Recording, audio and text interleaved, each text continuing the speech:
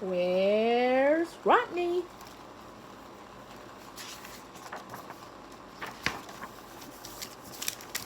Rodney! Where is Rodney?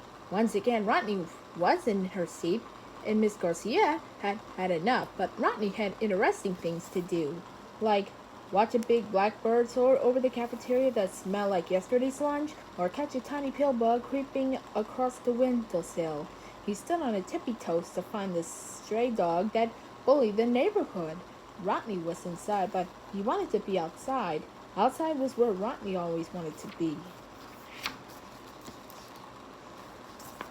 Miss Garcia let out a long, deep breath. She stepped behind Rodney and tapped him on the shoulder. Rodney joined the class. The word of the week is majestic, Miss Garcia said.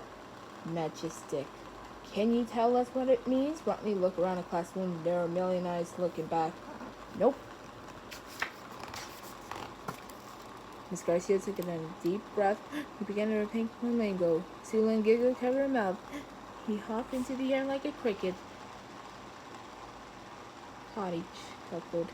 Then Rodney stretched out his arms like an eagle soaring high above the... Sit down, Rodney, Miss Garcia said.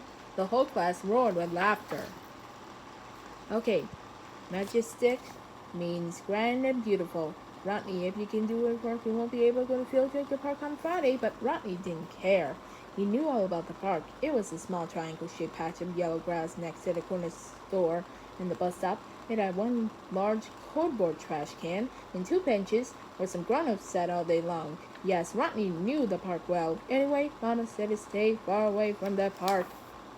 When the 3 o'clock bell rang, Rodney ran outside. He darted across the street past Miss Jackson, the crossing guard. Walk, she yelled, but he ran. He ran past the corner store. He ran past the bus stop. Then he ran past the triangle-shaped patch of yellow grass and the 2 benches and a broken gate where the bully dog slept. Now he could see Mama peeping out a window. She opened the door and gave him a big hug. I'm glad you're inside, she said, but outside was where Rodney wanted to be. Very early on Friday, the old yellow bus squeaked, jerked, and rattled out of school parking lot.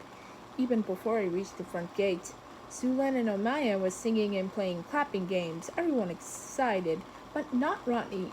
And he knew that he got in the park, they would all see this right. Parks are no big deal. The bus turned the corner onto 2nd Street, but Rodney thought that the bus driver must be lost because he drove past the bus stop, past the corner store, and even past the patch of yellow grass. Sulan and Amaya kept singing and clapping. The old school bus rumbled, rolled, and creaked farther and longer than Rodney had ever been. Rodney gazed out a window. He stared at lines in the middle of the great highway.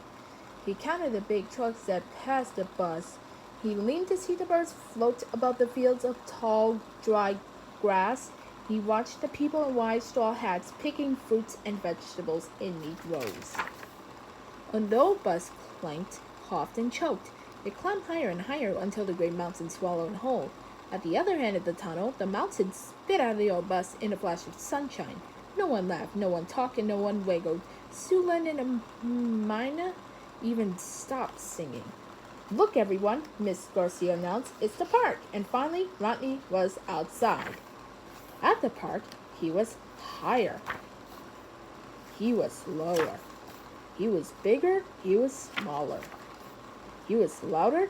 He was quiet. He was faster. He was slower. Rodney was outside, more outside than he had ever been before. The sun sank in the sky. It was time to leave. Some of the children chattered and giggled. Some munched on leftovers, others dozed. Sulan and Hermione sing more songs. Where's Rodney? Miss Garcia asked. Rodney was sitting quietly gazing at a window. Miss Garcia sat beside him. You like the park, Rodney? Oh yes, he said softly. It's majestic. The end.